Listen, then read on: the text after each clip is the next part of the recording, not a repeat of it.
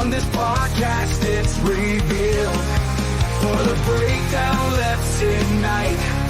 Black and gold, we're taking flight. Every story, every fight. For the breakdown, every night.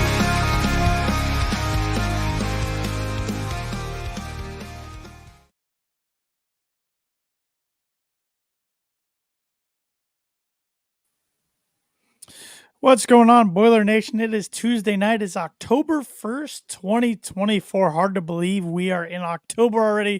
2024 is flying by, but that's okay. We got plenty to talk about tonight on a brand new episode of the Boiler Breakdown Podcast, streaming live on the Boiler Breakdown YouTube channel, on our Facebook page, and on our Twitch channel. So give us a like, follow, subscribe, hit that notification bell. Do all those things if you haven't already. If you're listening to our podcast on your favorite podcast platform, please make sure you're subscribed and give us that 5-star rating and review. We really appreciate it.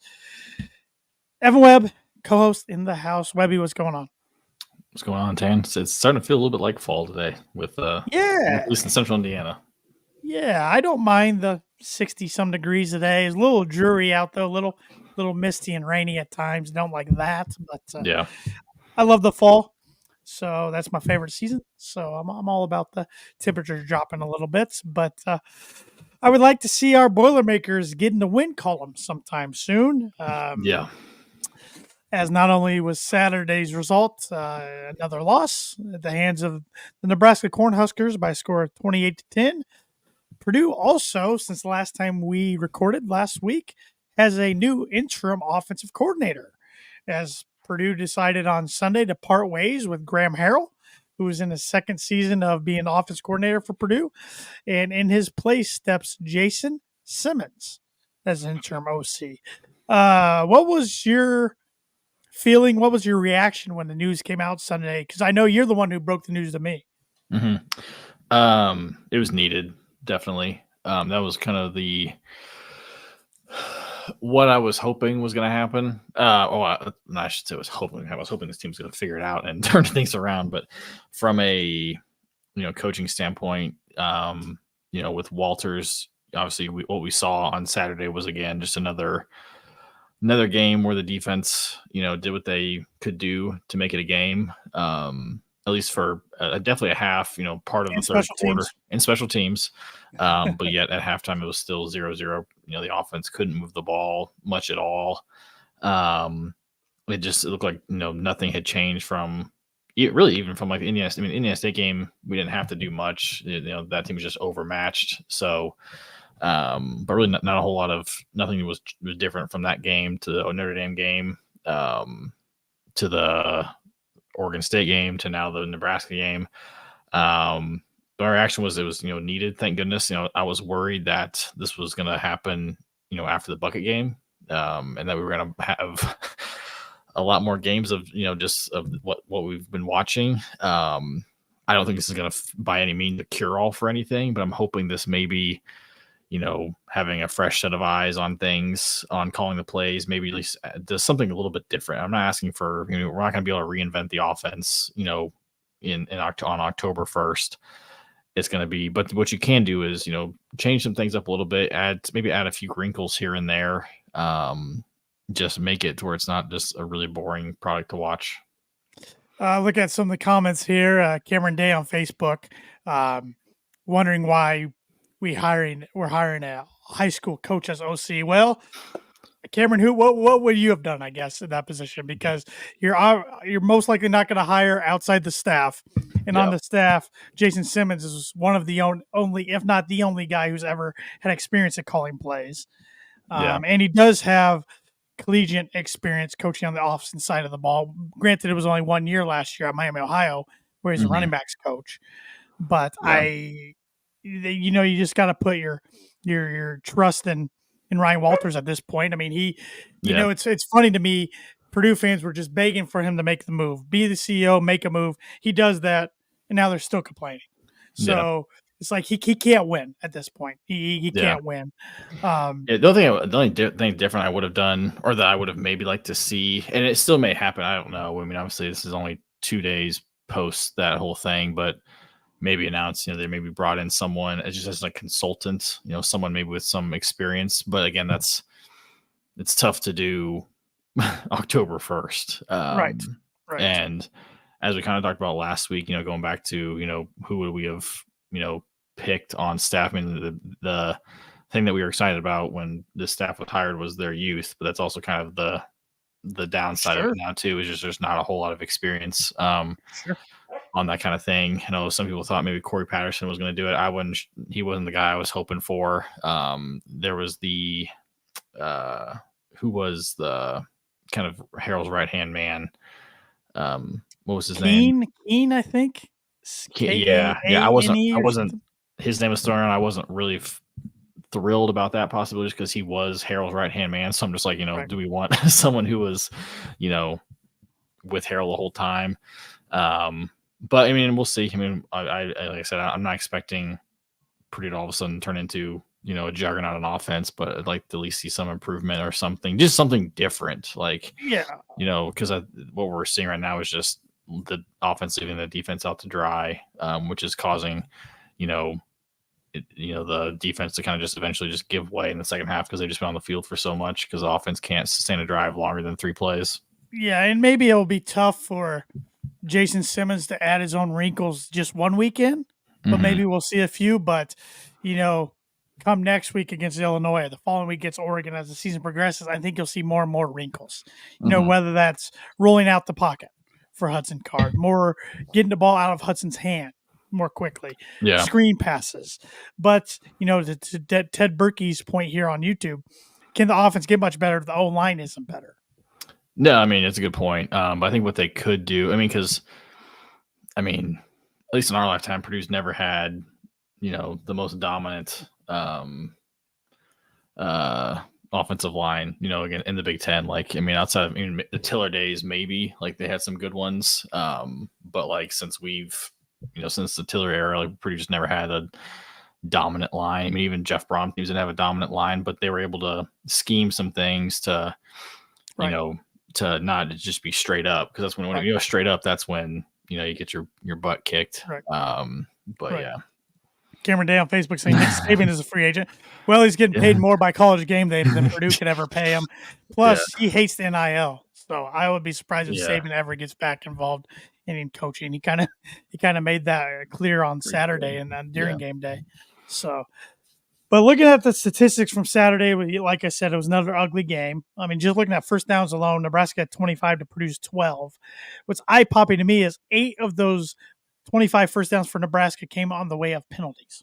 And 4 of those were pass interference penalties by Nyland Green, which was great to see him out there. Yeah. You could tell he's rusty. Did he even play much at Georgia? I don't know if he played much at Georgia. Like, this is probably his first real game action since high school. Yeah, I think he played maybe as reserve a little bit, but not much. Rushing, Purdue did keep Nebraska under 300, so it's not 3 games in a row that the opposition has rushed for over 300 yards, but they rushed for 161 yards, 2 touchdowns. Purdue only had netted only 50 yards on 31 attempts, 1.6 yards per carry, so just not there. Passing, ugly day for the boys, 174 yards, and a lot of those were in garbage time. Hudson Card was 18 for 25 for 1 touchdown. That was in garbage time, and 1 interception, which led to a pick 6. 3 games in a row. Hudson Card has thrown a pick 6, so that is not good. Dylan Raiola, the Wonder Boy freshman, threw for 244 yards. He was 16 for 26. 1 touchdown. Total offense, Nebraska had 405 yards on 58 plays. Purdue only 224 yards on 56 plays. Let's see here. Miscellaneous, times of possession was almost even. Nebraska had the ball 30 minutes and 18 seconds. Purdue 29 minutes and 42 seconds. One positive was Purdue's third down conversions. They were 7 for 15, which is a heck of a lot better than they had been doing. In red zone scores, they were 1 for 2. That being the touchdown they scored, right? Was that from the red zone? Because the field goal they scored, they never got in the red zone, I believe. Purdue only had 1 sack, Nebraska had 5. Nebraska was 2 for 4 red zone conversions. Mhm. Field goals, Nebraska was 0 for 3. They missed 1 and had 2 blocked, both in the second quarter. Purdue was 1 for 2. And like you mentioned at the top of the pod, it was 0-0 at halftime, which was the first Purdue football game to be at that score at halftime since 1993 versus Notre Dame. Yeah. So pretty It's crazy. crazy. Pretty crazy. But I thought the defense did good enough, keep Purdue in the game. And for whatever reason, come to fourth quarter when it was 7-3 entering the fourth, don't know if they just wore down or Nebraska kind of woke up or what it was, but it got ugly there in the fourth. It was kind of the same story as Oregon State, where, you know, if the offense could have just done something in the first half, you never know how that second half shakes out. You know, like with Oregon State, you know, Purdue stops them on fourth down on in their own territory, first drive of the game, and the offense punch that in instead of fumbling it. You know, that game all of a sudden maybe doesn't get turned on its head right away. Same with this game. You know, Purdue just couldn't. I know they did score a touchdown in the first half, but it got called back. I think that was the first half, but it got called back off a penalty. Yep. Lots of penalties. Lots of penalties. Yeah, which some of the pass interference ones I can live with to a point, because these DBs are coached to be aggressive and physical. I'm okay with some of those, but it's the ones where, like, they're not even paying attention to the ball, and it's just like blatant, like you're not even trying to get the ball. Like that's where it's the frustrating ones, because it's like, at least act like you're trying to do something other than grab the receiver. And then obviously there was the killer third down conversion on Nebraska's first drive of the second half, where was it Jefferson? Yes. Stepped over the guy after getting him to, like, it would have been like a 3rd and 4, 3rd and 5, but you give an automatic first down right there. They end up scoring a touchdown and took the lead and never looked back. Yep. So that was killer. Just really stupid. Guys do it all the time, but the ref was literally right behind him. Like, it was just a boneheaded play, which is really frustrating. I know obviously Walters was really frustrated after the game about that kind of stuff, but it's just, it's been blatantly obvious that this is a team that cannot create adversity for itself. Because if you get into these penalty situations or turnovers, like, it does not have the horses to kind of overcome itself. And Nebraska had a lot of penalties too. They had 11, but only for 94 yards. Purdue had 13 for 165. Just can't do that. Even in the win against Indiana State, they had way too many penalties. So this is a common occurrence. And my dad brought up a good point, and I had kind of forgotten about. I remember Jeff Brom, when Purdue would play against Illinois, when Ryan Walters was there, made comments on how Illinois grabs every single time, because they're coached like that, because you can't call it every single time. But Illinois we would always bait Illinois into tons of pass interference penalties. Kind of seeing it translate over to Purdue. Yeah. That's how they're coached. Yeah. Yep. So a couple comments I want to get to here. Patrick Kennedy on YouTube: let Card run so much for a mobile quarterback. Hopefully Jason Simmons does incorporate the mobile ability of Hudson a little more in the plays. But they do a lot of those read RPOs, those read pass options and stuff. Run pass options. Thank you. And those don't seem to work. That's how they fumbled at Oregon State. The miscommunication. Hudson tried to pull it when Mockabee tried to keep it in the red zone, Oregon State, and kind of got Purdue off the wrong foot. But maybe Simmons will have some wrinkles there that lets Hudson run a little bit more, and hopefully he's smart about it too, because Purdue, even with a 1-3 record, can't afford for him to go down and go out. No, if they throw in maybe Ryan Brown, he's got some mobility. Yeah, they could always have package for him. Yeah, something. At this point, anything. I'll take anything at this point. Doug and Angie Lotta on YouTube said OC had to go. Yep. We are in agreement there. And Evan put it perfectly on our Twitter. From a personal standpoint, you hate when somebody gets fired and loses their job, but this was a move that had to be made. Yeah, doesn't fix everything, no, but it's an encouraging sign. By all accounts, he seemed like a good dude. Good guy. Like, it's just one thing, if a guy's just, an embarrassment to the program from like a outside the field of play. But when it's just like, when it just doesn't work out, it just kind of sucks, because, when he got hired, I was excited, I think everybody was. Yeah. Obviously the Mike Leach connection. But it just wasn't working. I don't know. And this, as you kind of put it, like, But sometimes these college coaches just get really, really stubborn in their ways, and it just sometimes that can be their downfall. Yep. And hopefully, this is a sign that that Walters is taking this seriously. I mean, he is taking this seriously, but it's not something that he's going to just kind of let sit by and wait until the end of the year, which could have been something that happened under Danny Hope or something. I don't know. I mean, did we fire any coordinators mid-season with some of those, with like Hazel or Hope? I can't remember. Not mid-season, to my recollection. After season, yes. Yeah, not mid-season. I think Purdue's the first Division I team to fire a coordinator this season, so it's only 4 games in for Purdue, 5 games for other teams, so the season's still pretty young. I mean, the likelihood of Purdue making a bowl game is very slim. They'd have to go 5-3 the rest of the way.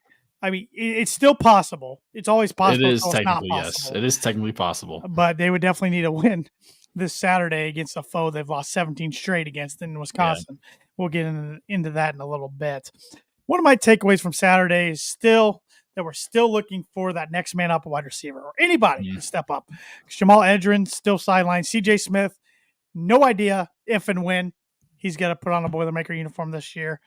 Jerron Tibbs was my prediction for player of the game, MVP of the game. He led the team with 5 receptions and in yards for 46, Long being 19, but still not enough yet to say he's the go-to guy. Max Clare's probably the go-to guy for this offense. He had 3 receptions for 40 yards.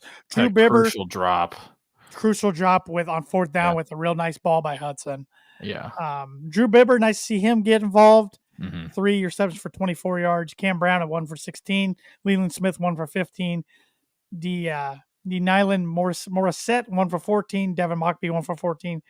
Shamar Rigby 1 for 7. Reggie Love 1 for 5. And Hudson Card completed a pass to himself for a loss of -7 yards. Yeah. So, not a lot of positives to take away from Saturday, but you got to just take what the coach is saying. That we're not inside the locker room, and he seemed to like the attitude of the team yesterday during his Monday press conference. I wonder how practice went today. Sometimes a change of staff can be a spark a team needs. More times than not, it's not. When it comes to a coordinator changing, but I do agree with Patrick here. Walters must stop chewing gum during postgame. It was hard to hear him on the radio the other day. You could tell he was chewing gum. Yeah. He needs to spit that out. It was nervous tendency or whatever. You had to spit your gum out there. It was nice that he asked about Tim Newton's wife. She must be sick or something.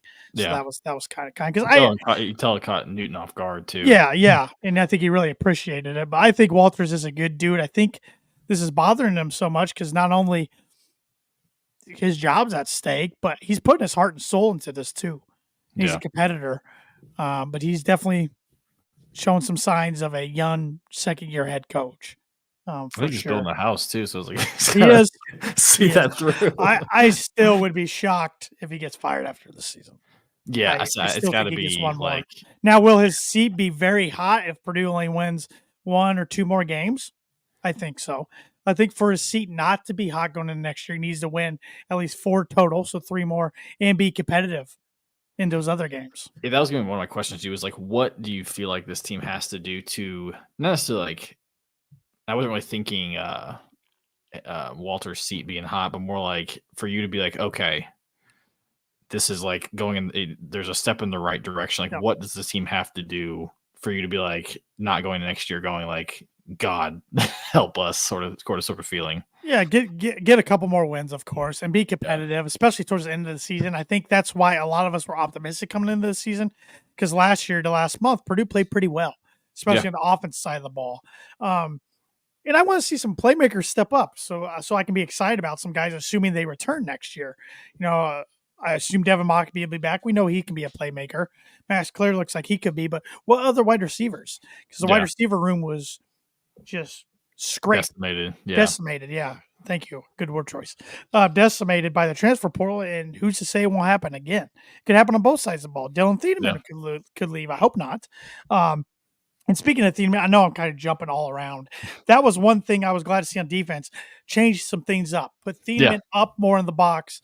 Joseph back. KJ Kydron Jenkins back to his original position at end, which I still think that's his best position to help Purdue win.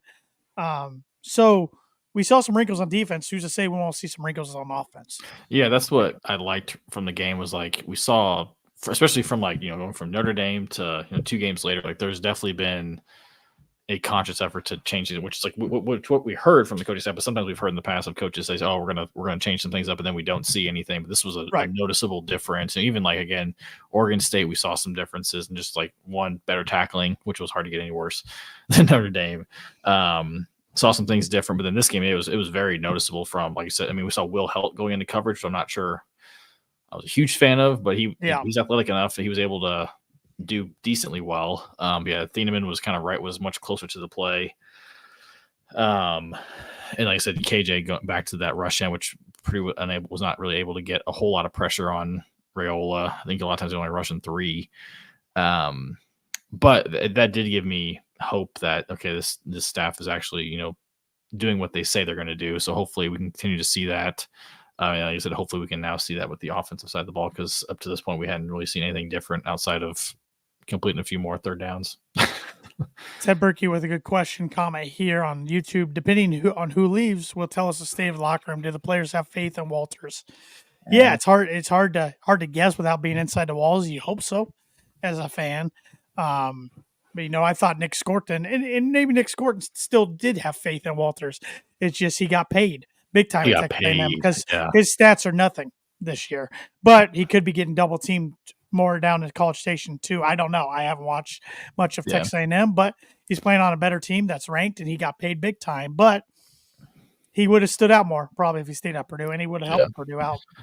I don't know who ESPN or someone put out a mock draft, and he was still first round. He was late first round. I know we'd seen some earlier this year where he was like top 10, but now I saw one. He was in the bottom probably 10 picks, I thought, but still, I mean, Yep. So, it'll be interesting. Purdue did lose a in-state wide receiver commit over the last day or two.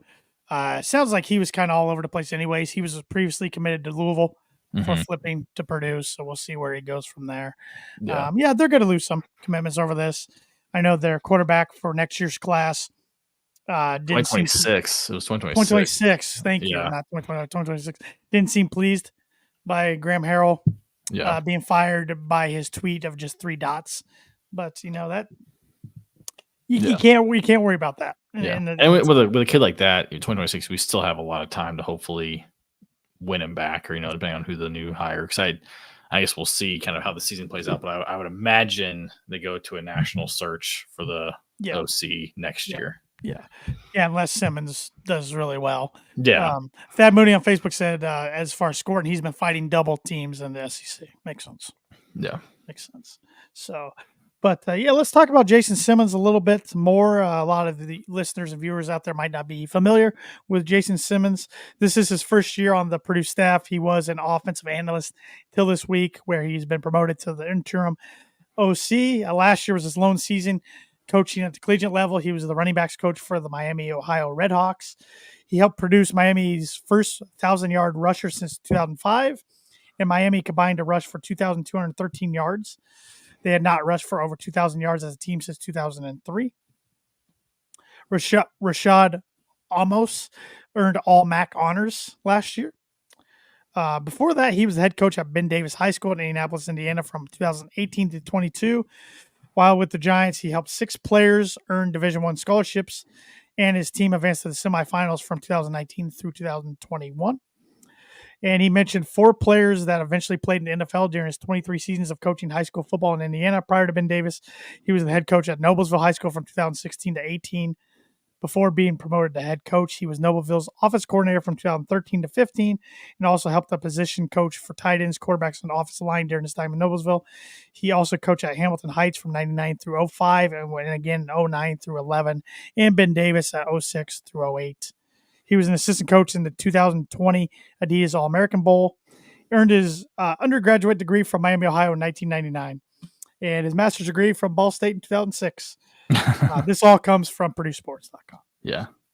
So yeah, we'll see. Best of luck to him. I have a good close family friend who coached with him at Ben Davis, and this family friend's a big Notre Dame fan, but he said he will be hardcore Purdue the rest of the way this season because Jason Simmons is his guy. That was verbatim there on the phone yesterday. So Patrick Kennedy on YouTube. This is basic football, tackling, blocking, penalties. These are college players, not Pee Wee football. Ridiculous. Yeah, I mean, I'm sure a lot of teams that are struggling right now would their fans would say the same thing. You know, coaches got to coach better, players got to play better. Mm-hmm. Simple as that. Especially the penalties, because that can kill you. Purdue's not good enough to have a large margin for error. So, yeah. Any other thoughts from the Nebraska game before we move on? It was good to see the crowd show up for homecoming. I mean, the weather was a little dicey to start the game. Second half was, very. I got sunburnt. I brought wear my rain jacket in the first half. Got sunburnt in the second half. Not many times that happens a lot. But student section looked, was a little nervous when the kickoff started, but like within a few minutes, the student section had filled up. Obviously, Nebraska brought a ton of fans as they always do. But it was a good crowd. Always will. It was a good crowd. So hopefully, in a couple of weeks, it'll be interesting to see with Oregon coming to town. I think these next 2 weeks will be crucial with how that fan support looks. With it being a night game, it's always kind of just fun to go to a night game anyway. In a Friday night game, you won't get the high school attendance. Yeah, that you normally would. But Oregon's probably got it. Well, the week before, so next week they do play Ohio State, so that could drop them or make them go up in the rankings. Right now, they're in the top 10. And they look every bit of it as of late. So I'd still think a good crowd for that game. The Northwestern game in early November has already been listed as a sellout, which is surprising. Now that game definitely could not be a sellout come time of. And then the other game, Senior Day, you got Penn State. So it's a good home schedule as far as attendance. And Saturday's attendance was the biggest homecoming game attendance since 2005. Yeah. So shout out to the fans who have been showing up. Definitely understand heading for the X's early though, and I definitely the team takes notice of that too, and the coaches I'm sure. So hopefully they can show enough the next 2 weeks to keep the fans showing up, because once fans lose interest, it is hard to get them back. Yeah, it is. But no, it was first half was entertaining just because it was defense was showing up, had a chance. But it was, you even said it in the second half, which was sad, but Nebraska scored and you're like, I think your word was like, is it sad that I feel like this game might be over? And it was 7-3, which is not a good feeling. Cause it was just cause I just knew if we went down 2 scores, it was over. Cause just this offense was not moving the ball, which is not fun. It's just I wouldn't even I'm to the point now where I'm not even mad at the offense. It's just you just expect it, which is not a fun place to be. Mm-hmm. I kind of skipped right through the anger and just I'm almost apathetic with the offense, and just praying the defense can create a turnover, which they haven't done yet. They're the only team in the country who hasn't forced a turnover yet, which is wild, but it's hard to do because you will luck into an interception or fumble from time to time. Yeah. But also, a lot of times these teams we played, they've run the ball really well, and it's a lot harder to, cause a fumble than, have a pass, tipped to the line of scrimmage or something like that. We just haven't made these teams throw the ball. But hopefully Saturdays can see something a little different.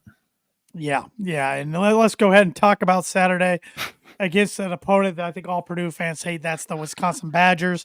Looking at the football history that started on October 19th, 1892 through last year's game, September 22nd, 2023, Purdue is 29-53 against Wisconsin with 8 ties. Record at Ross Sage 16-24-3. Record at Camp Randall's 13-29-5. Current losing streak is 17 in a row for the Boilermakers. The last win against 21 years. The last win against the Badgers was in Camp Randall, a 26-23 win on College Game Day back in 2003. Ben and Jones. Then the losing streak, we don't have to mention how it started, but it started in 2004 by loss of 2017. We've talked about that ad nauseum in the podcast in the past, and we won't revisit it. It is amazing to think Purdue hasn't beat the Badgers in Ross State since 97. Yeah, that's crazy. So they lost to them at home in 99, 28-21. Another eye-popping stat of the 17 losses in a row, only 2 of them have been by single digits. Yeah.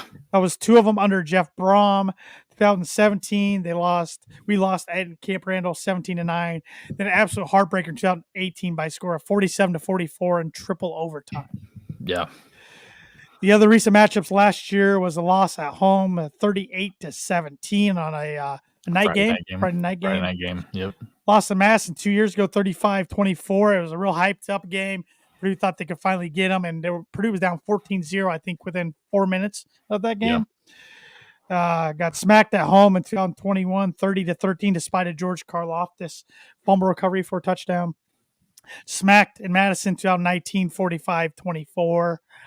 Already mentioned 2018, 2017 Hazel years. Purdue was never close. Closest game was 2015 and a 24-7 loss.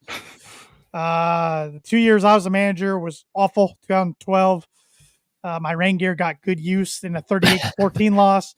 And the year before that, up at Camp Randall, glad I didn't have to make the trip. I remember it was an ABC game, and Purdue lost 62-17. Mm-hmm. So, and then my freshman year, I remember Sean Robinson was the quarterback that day, and Purdue lost 34-13. So, 37-0 in 2009. Yeah. So that's one of the only times I can remember Purdue getting blanked. But yeah, just a lot of ugly games. 24-3 in 06, 31-20 in 2005. Just a lot of ugly games. But this Wisconsin team's not your typical Wisconsin team. Luke Fickell brought his version of an air raid offense in last year. And so far, it's not going very well. The fans up there in Madison are getting frustrated. Getting frustrated that they're running the ball from 3 to 4 yards behind center, taking snaps instead of going right under center, running behind the big farm boys of Wisconsin. In Wisconsin sitting at 2-2, they played a good first half out in Southern California against USC, but it was a game of tales of two halves because they did not play well in the second half and USC pulled away. So Wisconsin is not playing their best football, much like Purdue, but they are playing better football, I would say, than Purdue is. They got quarterback problems, though. Tyler Van Dyke, starting quarterback's injured, so they've had to go to a backup quarterback. So they're kind of in win now or never mode too, because they have Purdue and Northwestern as their next 2 games. Yeah, so if you're a Wisconsin fan, you look at these next 2 games of like, okay, this is where the season is going to be. This is going to tell you where the season goes. It's either going to, you get 2 wins there, you're 4-2. Now you're got some momentum probably heading in the right direction. But if you lose even one of these games, if not both, it spells disaster for the Badgers. Yep, absolutely. How fitting and funny would it be for this year of all years for Purdue to snap that streak? If Purdue beats Wisconsin, do all those fans that are complaining now get right back on board? That's an interesting question. I would say you almost have to. They snapped a 70-game losing streak against an opponent. Yeah, he's done something like literally 3 coaches before him had not done. I'm not holding my breath, but I'm not just either. saying. No. But I mean, I will say what gives me hope is that, again, like these, the reason Purdue's lost so badly in these years, because like the way Wisconsin was built was the antithesis of how Purdue was built on defense. So hopefully, maybe with the fact that they're a little more like, Purdue in the air raid style, maybe that. I mean, who knows? I have no idea. We'll see. Obviously, didn't work out well last year. But yeah, it's just one of those things where I never look forward to this game. There are a few years where I got my hopes up and those were dashed.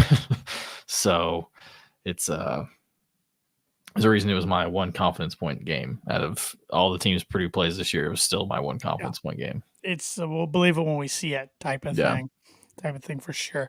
One thing I wanted to mention, hopefully he's still watching, Thad Moody, a good friend of the show, diehard Boiler fan. He sent me some really good text messages with his thoughts on the state of the program right now. And I told him I was going to share a couple of them tonight on the podcast, and I just now thought of doing so. After I sent him the tweet about Purdue moving on from Harrell, in his opinion, he said, it's a step in the right direction. I still believe in Coach Walters. He's getting the dudes in the defense and the back end, got to keep them and get in the trenches, though. He said he's muted a lot of pages, get tired of a lot of stupid, I'll say fans, that are hire these alums, bring us back to glory. So if you want to get rid of a first-time coach for guys that haven't coached, or he sucks at interviews, he doesn't say or every other word. Yes, he seems lost. Dude's pouring his soul into it, is mentally drained from losing and losing bad with no support. You want to win? Open your checkbooks up or shut up. The potential is there. 4-8 with a gutted roster last year. Lost most good players you had to NIL, money, sweepstakes. We've never won anything. Most of our best pro players never won anything. If you want better, contribute, because if you don't, we're just a stepping stone school. If we're good, we're a revolving door of buyouts and whatnot. He said Graham Harrell's kind of in the realm of Mike Woodson career average, like 3 years as a spot. Harrell's never good, does enough to be gainfully employed as an OC for 2 to 3 years. Couldn't make his version of the air raid, more like deflate raid at USC with that talent pool. Wasn't going to work for us. Even the pages that are posting of guys, we need to find another Tiller. If Tiller was hired in today's age and did what he did in the 97-98 season with Alamo Bowl wins and toppling Kansas State and Coach Snyder, he would have been gone to a top 20 school in 4 seconds. Yeah. Been saying it for a while. Get a coach, let them build, accept 7 to 8 wins. Fans need to learn with the new Big 18.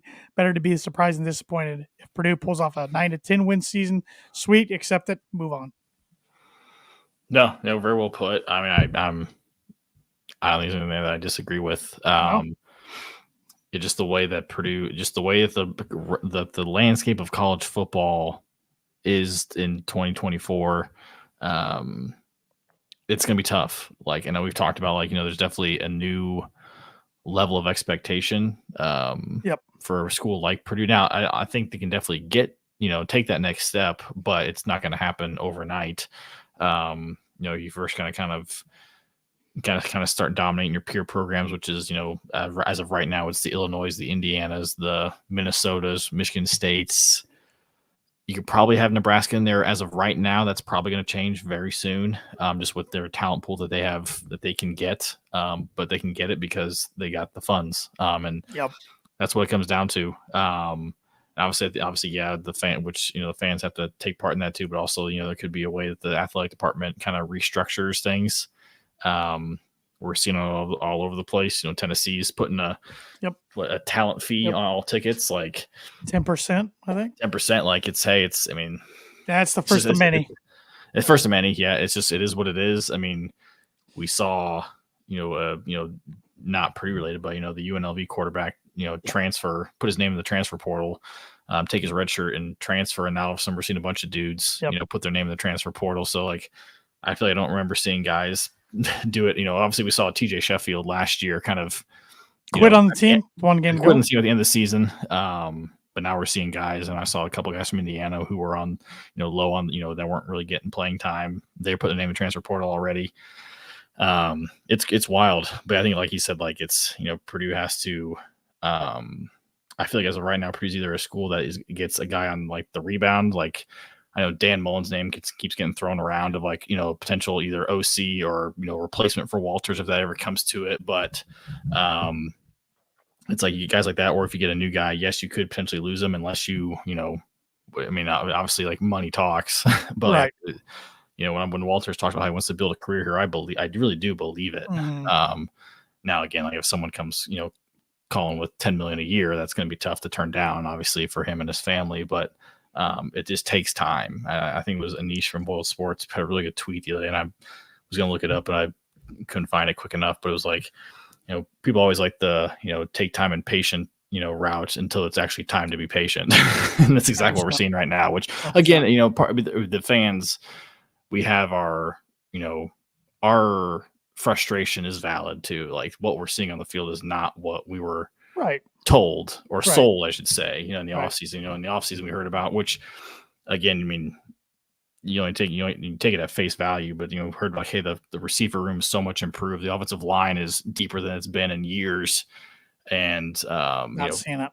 Yeah, second year quarterback Hudson Card, fully healthy now.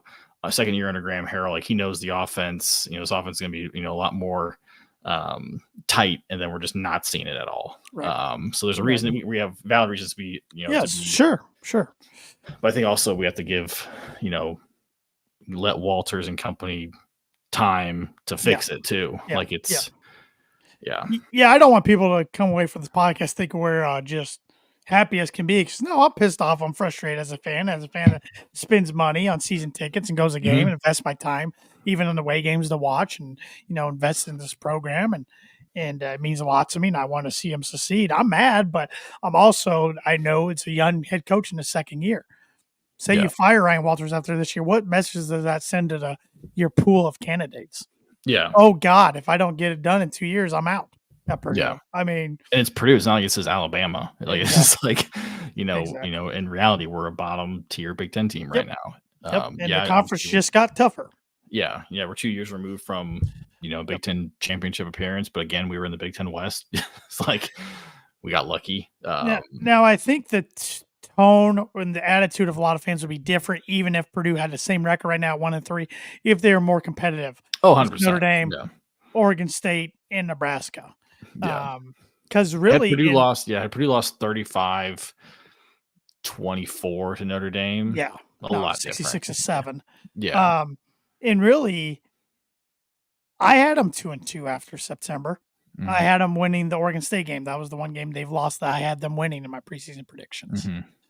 Yeah. So we'll see. A lot of games left. That's why I'm not giving up yet. Don't like the direction it's heading. Don't get me wrong, but I'm not giving up. It's a.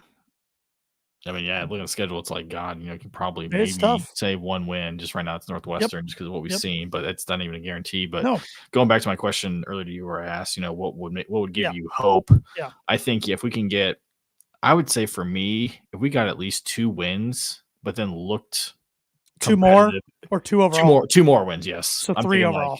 Like Northwestern and then Michigan State, maybe Indiana. Like right now, Indiana looks like they might. Maybe Illinois. Call me crazy. I know Illinois got by, but some with the staff against Illinois. We've had good luck against Illinois. I won like 7 straight or something crazy like that. Yeah.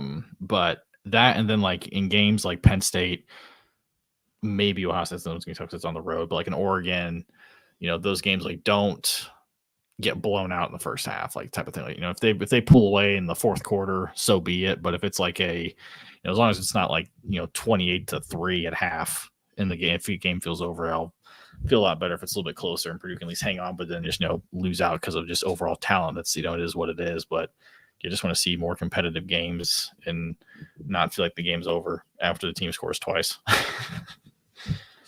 That Mooney on Facebook here. By being lower part of the conference and by some stats, NCAA, let a coach build something, give the support. Slow is smooth, smooth is fast. Don't rush to failure. We'll see. I would love to see Purdue get off like a 10-0 start Saturday and see what happens. Just see what happens. See what happens. Yeah. Get a freaking lead at some point and see what happens. Yeah, 3-0 was our first lead since the Indiana State game. Yeah, I guess. We didn't have it very long. No, because the next possession they scored. Get a touchdown lead or a double-digit points lead and see what happens. See if the confidence starts growing in the team and just play ball. See what happens. What's your spicy bowl prediction for Saturday?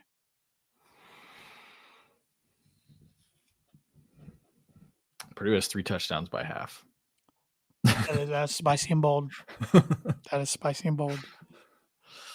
My spicy bold prediction is Purdue gets not 1, but 2 turnovers on defense. Okay. I like it. 2. Yeah. 2. They got it. One of these days. I mean, our one we got at Oregon State got called down. The muff punt. Yeah. Yeah, that's true. Forgot about that one. Well, yeah, which I still didn't see clear evidence, but what do I know? What do I know? Either there wasn't clear evidence that Miami, Florida, Virginia Tech game either, and not just Virginia Tech got hosed. So that was one of those instances I really came away from that game thinking, was there money on that game? I hate thinking that way, but it's just like, So let's go around the Big Ten and predict some games, shall we? Not the greatest slate of games, but it is what it is. Pull them up here. Starting Friday night, Michigan State at number 6, Oregon, who's a 24-point favorite. 9:00 Eastern time game, not 8:00. And Michigan State's quarterback or coach came from Oregon State, right? So he's Correct. familiar. He's familiar Correct. with Oregon. Yep, Jonathan Smith. Yep. Yep. Oregon rolls. Yeah, they do. They do. UCLA at number 7, Penn State is a 28-point favorite. Talk about rolling. That's what Penn State's got to do over the Bruins. Yeah, Penn State with a good win against Illinois. I was hoping, a little bigger win against Illinois, but Illinois hung tough for a while. James Franklin, I don't know about him, man. Yeah, but I think, UCLA is not good. I think Penn State covers at 28. Iowa at number 3, Ohio State is a 20.5-point favorite. I think Iowa's pretty decent, but I think Ohio State's on their level. They roll. Over-under's 44.5. Iowa or Ohio State covers that. Number 20. Ohio State played a road game yet? So Ohio State played a road game. Nope, they have not. Oh yeah, okay, they played at Michigan State this last week. Duh, I forgot about that. Oh yeah, well they took enough up there. It was probably like a home game. Yeah. But they do go to Oregon next week. That's right. Yeah, that's right. I didn't realize Oregon had them at home. Interesting. Number 23, Indiana. That's hard for me to say out loud and not puke. 14-point favorites at Northwestern. I can't believe it's only 14. Can I be honest with you? Yeah, I think IU rolls and makes a bowl game. Becomes bowl eligible. I think that's a whole lot of the fans panic too. Is Indiana's doing well. Give Purdue that schedule. Purdue's at least 3-2 with how bad they've played. Yeah, 100%. Yeah, I thought the same. I thought the same thing on Saturday. I was like, given even how bad they played, I still would have. Yeah, they would have. Yeah. Yep. And that takes us back to the conversation going forward. That's what Purdue needs to do more years than not. Yeah. But they got a lot of contracts and a lot of opponents they're going to have to play out. So, you think Indiana wins that one? Yeah, I think they wiped the floor with them. Hopefully we're wrong. But good one here in Lincoln. Rutgers 4-0 at 4-1 Nebraska, who is a 6.5-point favorite.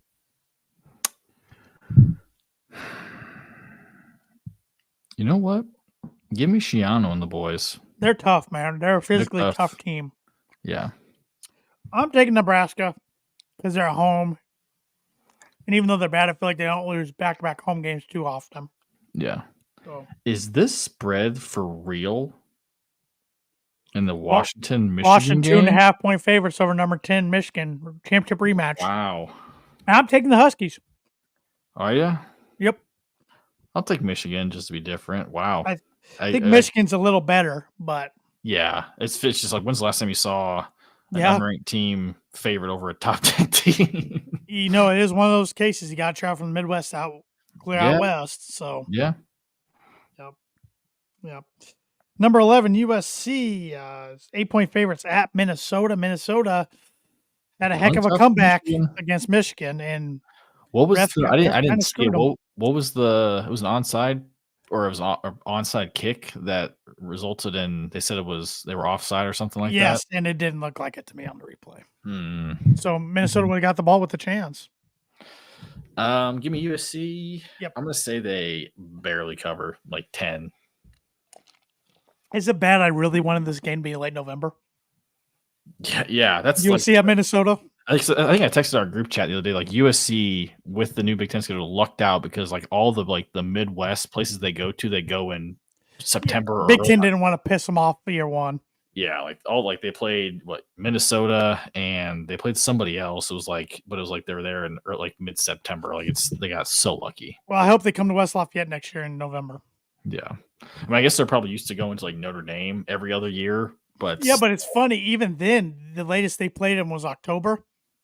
And I remember watching the news where we were from that covers Notre Dame, and those Southern California boys were just complaining how cold it was. And in the end, I'm like, we're not even in the cold month yet. You don't even know what cold is. Yeah. Wait till you travel to West Lafayette in January for basketball. Grant, you have to walk from the bus to the the 12 feet from the bus to the door. Or Minneapolis. Yeah. Yep. Let's go over some top 25 matchups real quick. Intriguing one Friday night. 3-1 Syracuse at number 25, 4-0 UNLV, who's 7-point favorites. Give me UNLV. I'm taking UNLV. I like what Barry Odom's doing, the former Missouri coach. I like what he's doing out there. So they seem united now more than ever after that controversy with that quarterback. SMU 4-1 coming off a whooping over a pathetic Florida State team. I'm just going to call them pathetic at this point. Yeah. At number 22, Louisville is 3-1, 7-point favorites coming off a 7-point loss to Notre Dame. Jeffrey Braun was a little aggressive twice at midfield going for it on 4th down and didn't get either time. I didn't get a chance to watch any of the game, but give me Louisville in the bounce back win. I agree. Number 9, Missouri at number 25, Texas A&M is a 2-point favorite. You know what? Give me Missouri on the road. I'll take A&M to be different. Auburn's going to get killed by Georgia. Not even going over that one because Auburn's not very good, and Georgia's going to be very mad. Number 12, Ole Miss, coming off an upset at home against Kentucky. Anyway, they get beat 2 games in a row. They travel to 3-1 South Carolina. Ole Miss is a 9-point favorite. I don't think so. I think they win. No, give me the Gamecocks. I want to see them get all frazzled down Hotty Toddy land down there in Oxford and start calling for Lane's head for some reason.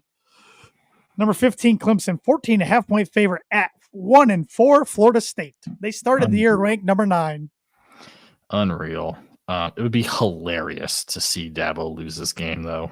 They're starting to play well on offense. That they are. I think Clemson whoops them. Yep. Did you see Thad's comment? USC players complaining it's cold in October. Us still in shorts and hoodies. Absolutely. I was sweating the other day. Yep. Number 4, Tennessee. That makes you want to throw up, doesn't it, Webby? 13.5-point favorites at Arkansas. Yeah. They're fun to watch, though. They are. I said I've got some coworkers who work in Knoxville, and I was telling them that the night of the Oregon State game, because I didn't have the CW for some whatever reason in Indianapolis, so I was streaming it. I'll leave it at that. But on my TV, I had the Tennessee Oklahoma game. So I told them at least I had some at least I could watch some good offense that night because Purdue's under Tennessee. They've got the offense, they've got the defense. Yeah, they're national championship caliber. Yeah, which I was, earlier I was like, if they can just just miss the playoff, that'd be great. But there's no way they're missing the playoff unless they just implode. Yep. They are legit. And they also, talking with a friend of mine who's a Tennessee fan, they also avoid a lot of the big boys in the SEC. I think all they have is like Georgia and maybe Bama. That's it. But they don't have to play Missouri. They don't have to play Ole Miss. They don't play LSU. They don't play LSU. They don't play. I don't think they play Texas. So they good schedule. That's part of it. And in today's world, that's all. It's going to be half the battle is just getting a good schedule. Yes, they play Alabama in 2 weeks at home. They play at Georgia, but their other games are Florida at home, Kentucky at home, Mississippi State at home, UTEP. I hate how the SEC does that late in the season, and at Vanderbilt.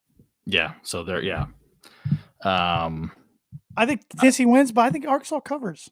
I think okay. Give them a game. I think I gave them a game. I'm gonna say Tennessee wins by like 18-20. In the college game day game this week, number 8, Miami, Florida, traveling clear across the country to play a conference game at Cal. Miami's a 10-point favorite, 5-0. Cal's 3-1. Give me Miami. Give me the Cal Bears. Okay. What goes around comes around. Miami shouldn't won Friday night.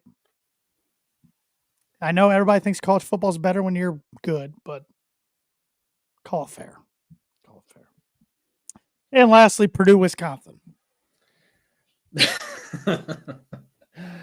I picked against the Boilers last week, thinking I could do some reverse psychology. Yeah. It didn't work. Normally I'm the one who's the homer, but you are. This is Wisconsin. Yes, it is. I can't do it. This is my first time in a while. I think I'm going to say Wisconsin 31, Boilers 21. Boilers keep it. I'll take 21. I would take 21. I said 3 scores in the first half, and maybe we could shut up the half. Oh God. Yeah, that's probably how it's going to turn out. Baby steps. It's baby steps. I'm taking Wisconsin as well. 24-13. God, that sounds miserable. I know. I got to see it to believe it, whether that's a W or just get the offense going before I give them too many more points. It's just, I was asking you this the other day.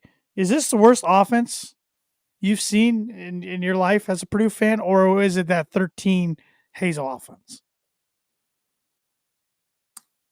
I don't remember, honestly, a whole lot of that offense. I try to just block it from memory. But I remember at least like Henry would try to run because he couldn't throw. And then Etling took over after 5 games. Yeah. Yeah, if that was worse, We had than more playmakers in 13. we did. If that was worse than I this, think the like scheme was worse, though. I'm glad I don't remember it. Yeah, but this is just bad. Yeah. I think what makes it so bad is I just feel like we have like legit dudes. Hudson. Do we though? As far as wide receiver, because I think Maccabee's a dude. I think Card's a dude. I think he's talented enough. He made that throw to Bibber the other day when it was like kind of like a little slant. Yes. That was a great. Yes. We had a really good angle of it. That was just a perfect throw. It's like you see that, and it's like, man, like do that every time. I guess just when I come to dudes, is wide receiver. I think Max Claire's a dude, but wide receiver, Edrin looks the part, but we've only seen him game and a half. CJ Smith, we hear how he's the fastest guy on the team, but he's not playing again this week. That's 5 straight games. Yeah. And these other guys who have had opportunities, they haven't stepped up. But I'll tell you one kid I do like the way he looks out there, and that's Cam Brown, number 4 from UCLA. I don't know if it's just because I'm looking over here at my Purdue monthly calendar. Now in October, it is Rondell Moore. I don't know if it's just something about a number 4 wide receiver that just makes me happy inside out there. But I like the way he looks with the ball in his hands. I like Leland Smith. He's made he's got a couple touchdown passes. Like I think but I think your dad was saying after the game, like he said he was watching the receivers and they just weren't getting open. Because that's something I just haven't paid attention to. It's like I was texting my dad and he's like, "There's guys just not getting open." I'm like, I'm not really 100% sure, but it's just like these guys aren't just getting open. Which again, like, is it a scheme thing? Is it right? I feel like I think it's a little bit of both. I think that's one thing Walter's hit on in his Monday pressers. We got a scheme to make easy throws for Hudson. We're not even getting easy throws for him because you know I'm always one like if the game's going south, why not take some deep shots? Try to take the top off just to get a pass interference penalty if nothing else. Yeah. But people who are smarter when it comes to football than me are watching offensive line. They're like, he doesn't have time. Yeah. So that's fair. Yeah. It's just. Yeah, it's just this bad all around. I would say give me the controller, but I'm not much better at coordinating an offense on college football 25. So my offense is pretty damn boring.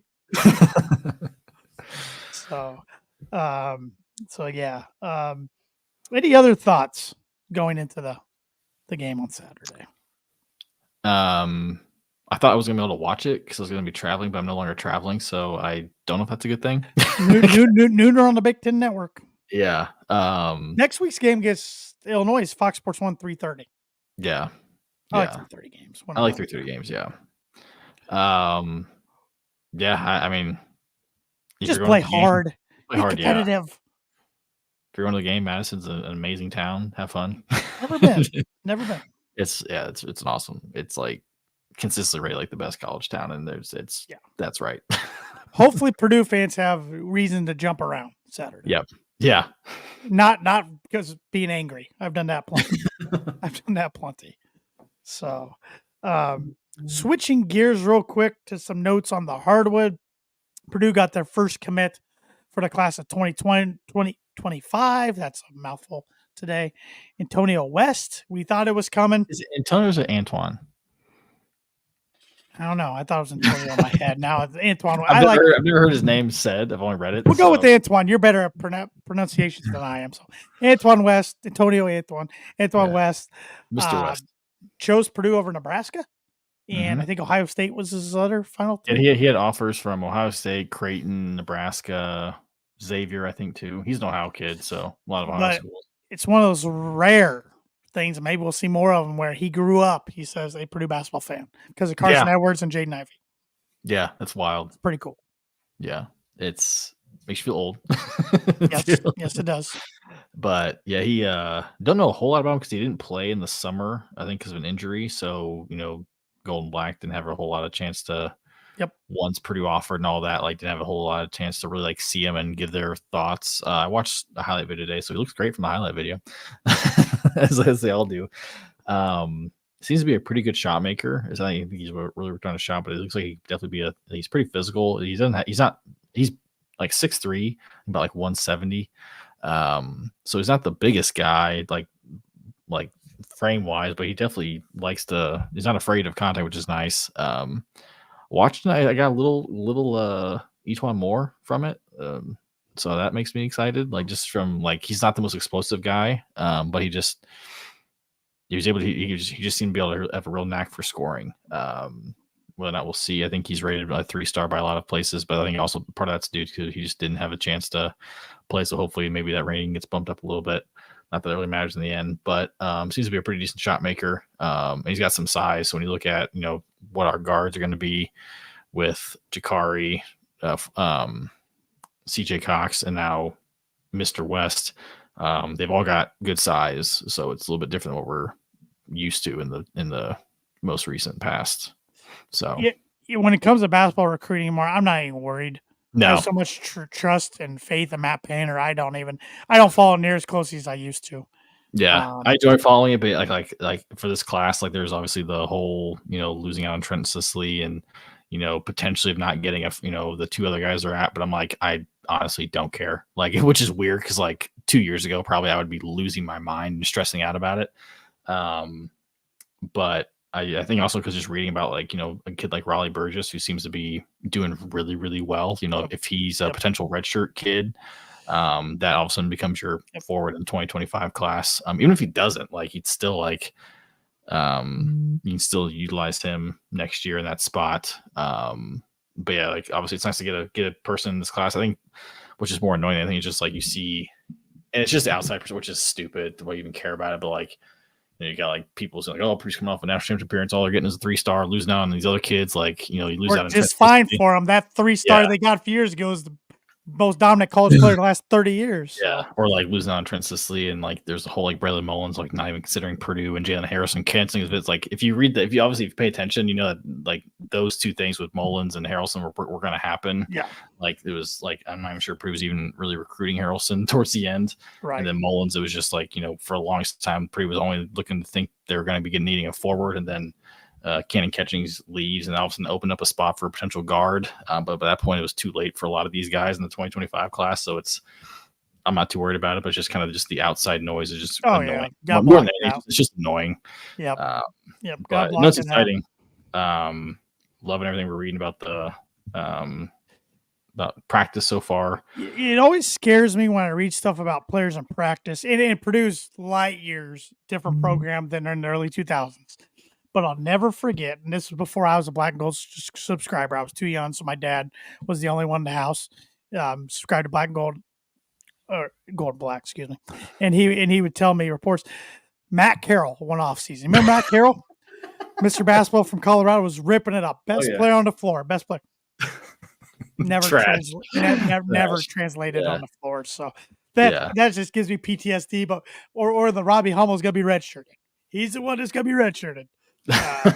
But besides that, no, Purdue's light years is a different program than they used to be. So yeah, I believe what I read when it comes to practice reports, and Newbert does a great job. So yeah.